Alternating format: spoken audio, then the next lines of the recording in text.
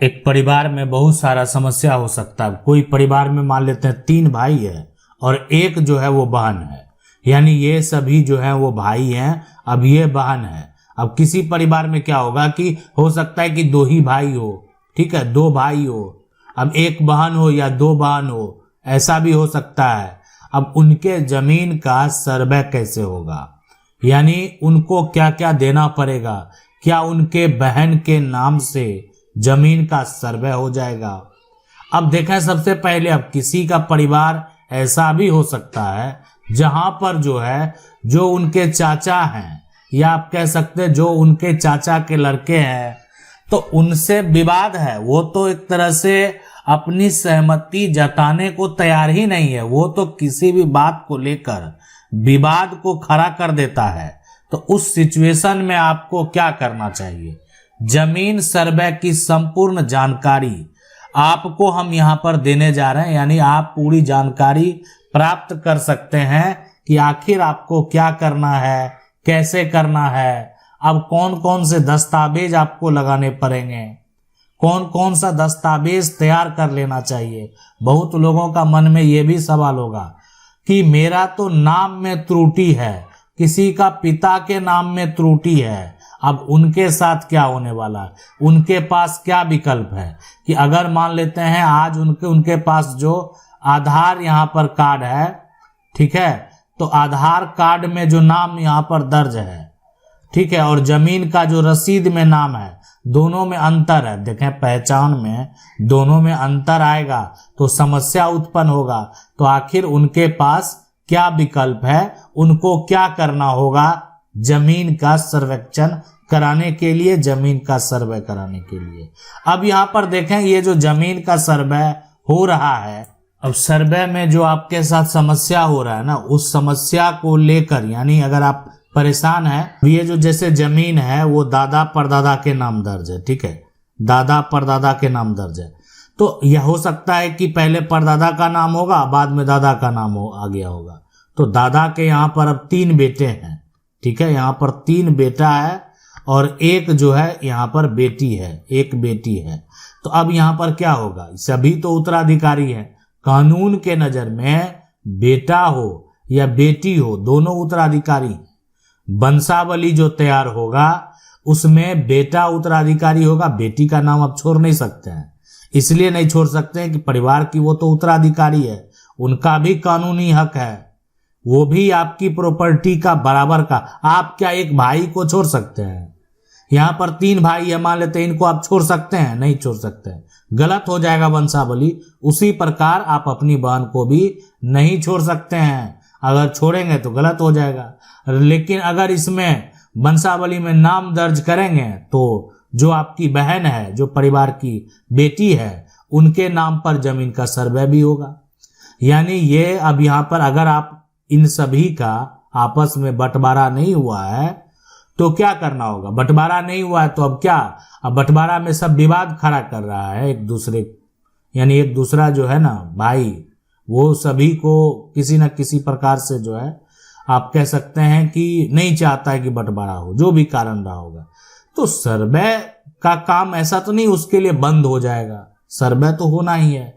क्या होगा, दादा का नाम था, दादा नहीं है इस दुनिया में, ठीक है, तब उनके जो बेटे हैं और साथ में जो बेटी है, चारों का नाम दर्ज हो जाएगा। यानी एक संयुक्त जो है आपका खतियान बना दिया जाएगा। जमीन का जो खतियान होगा उसमें पहले एक दादा का नाम था, अब इन चारों का नाम दर्ज हो जाएगा। इसलिए ये चारों परिवार के उत्तराधिकारी हैं। अब आपके मन में सवाल आएगा, बेटी का तो विवाह हो चुका, वो अपने ससुराल में रह रही है, यहाँ रहती भी नहीं है, बहुत दूर रहती है, तो अब इनका नाम हम सोचते हैं नहीं दर्ज हो, क्या करना पड़ेगा। देखें, अगर ऐसा समस्या आपके साथ है तो आप हमें कमेंट करके पूछ सकते हैं, हम आपको बताएंगे कि आपके पास क्या क्या रास्ता है, आप क्या कर सकते हैं। उसके बाद जो है कुछ ऐसे यहाँ पर देखें जो बेसिक जानकारी, जमीन का रकबा, चौहद्दी, खेसरा का जानकारी देना होगा।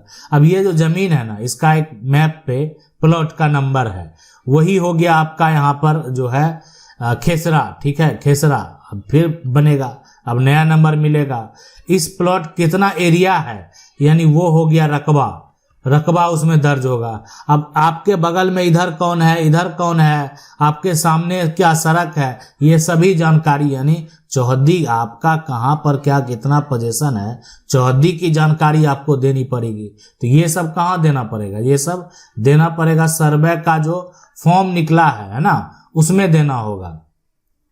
अब फॉर्म जो भरेंगे ये दोनों तरीके से कर सकते हैं, ऑनलाइन भी और ऑफलाइन भी, यानी ऑनलाइन भी भरा जा रहा है और ऑफलाइन भी भरा जा रहा है। अच्छा, ऑनलाइन अगर आप खुद से भर सकते हैं तो उसके लिए भी हम आपको डिटेल से बताएंगे, ठीक है, धैर्य रखें, ये भी आपको बताएंगे ऑनलाइन कैसे भरना है। अगर ठीक है खुद से नहीं भर या कहीं से भरवा भी सकते हैं, ये भी हो सकता है। ऑफलाइन भी कर सकते हैं। ऑफलाइन जब आप भरेंगे तो बाद में जो सर्वे के वहां पर कर्मचारी हैं उनके द्वारा आपके ऑफलाइन भरे हुए दस्तावेज को फिर ऑनलाइन करवाया जाएगा, यानी वो एक तरह से वो भी आपका जो फॉर्म आप भर के देंगे उसके आधार पर वो ऑनलाइन करेंगे, यानी कहीं ना कहीं ऑनलाइन तो होना ही है। तो आप चाहें तो खुद से कर सकते हैं या कहीं से करवा सकते हैं।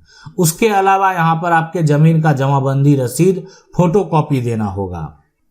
देखें, जमीन का जमाबंदी जो है एक तरह से जब कोई भी जमीन का जैसे खतियान है, ठीक है, अब खतियान जो है अगर दो पार्ट में बट गया, ठीक है, दो पार्ट में बट गया, दोनों के द्वारा अलग अलग अगर लगान दिया जाना है तो इसको एक जमाबंदी संख्या दे दिया गया 104, इसको दे दिया गया 105।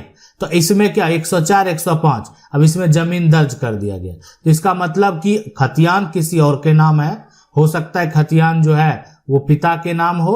अब यहाँ पर ये दोनों बेटा के नाम ये प्रॉपर्टी दर्ज हो गया, ठीक है। अब बेटा के नाम अगर प्रॉपर्टी दर्ज हो गया तो दोनों के द्वारा सरकार को जो है लगान तो देना पड़ेगा। सरकार तो माल जो गुजारी है वो वसूलेगी, सरकार को राजस्व देना होगा।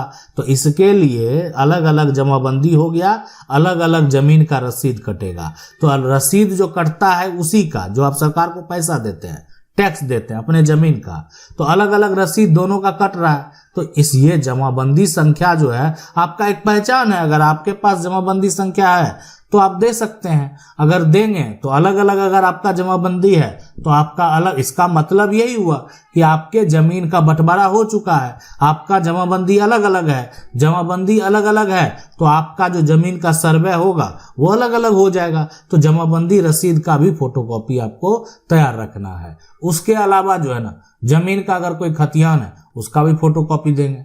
नहीं है, मान लेते नहीं है तो ठीक है, नहीं देंगे, बाद में चेक किया जाएगा। आपका खतियान तो सरकार के पास है ही, आप भी तो वहीं से लाते हैं, तो इसलिए अगर है तो दे देना, नहीं है तो कोई टेंशन लेने की बात नहीं है कि खतियान नहीं है, ठीक है।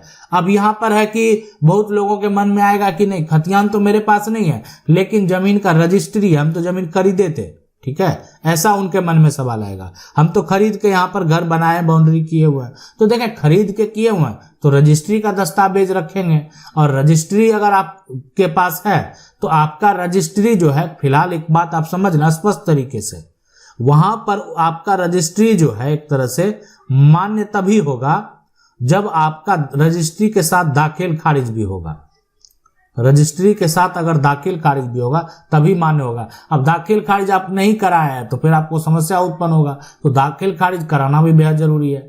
यानी आप रजिस्ट्री करा लिए, 20 साल हो गया और अभी तक आप दाखिल खारिज नहीं कराएं तो आपके साथ समस्या उत्पन्न हो सकता है। सरकार तो चाहती है सभी जमीन का और जो एक तरह से दाखिल खारिज हो, जब जमीन की खरीद बिक्री होती है तो उसका दाखिल खारिज भी होना चाहिए, उससे सरकार को फायदा है। और सरकार उसमें टाइम भी निर्धारित करती है, किसी में किसी प्रकार का कोई समस्या है, ठीक है, तो या तो उस टाइम के अंदर उसको रिजेक्ट कर दिया जाए, ठीक है, या उसका दाखिल खारिज कर दिया जाए, उसको लंबा खींचा नहीं जाए। तो इसलिए आप तो दाखिल खारिज जो प्रक्रिया है वो आपको जल्द से जल्द देखने को यानी मिल जाता है कि आप अप्लाई करते हैं और तय समय सीमा के अंदर आपका दाखिल खारिज हो जाता है। तो दाखिल खारिज कराना भी बेहद जरूरी है। इसके अलावा अगर बात करें सबसे पहले यहाँ पर कि यदि आपका मान लेते हैं किसी प्रकार का कोई विवाद चल रहा था, ठीक है, जमीन पर विवाद था, अब यहाँ पर न्यायालय का आदेश जो है अगर आ गया है और न्यायालय का आदेश आ गया लेकिन अब आपके नाम वो अभी तक नहीं हुआ है, इसलिए कि मान लेते खतियान को लेकर ही विवाद था।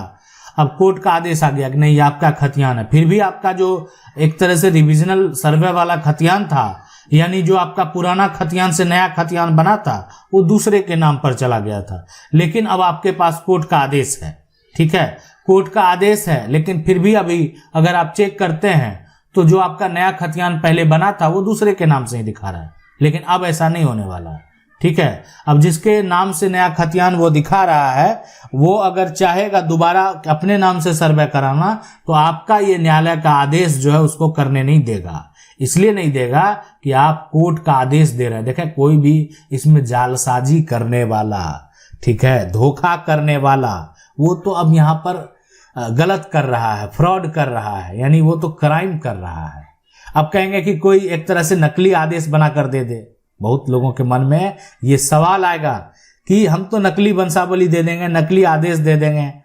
लेकिन दे देंगे, कल को अगर कोई ऑब्जेक्शन लगा दिया और आप फंस गए तो आप तो क्राइम कर दिए, आप तो धोखा कर दिए, वो भी किसके साथ? सरकार के साथ। किसी एक व्यक्ति से नहीं, सरकार के साथ आप धोखा कर दिए।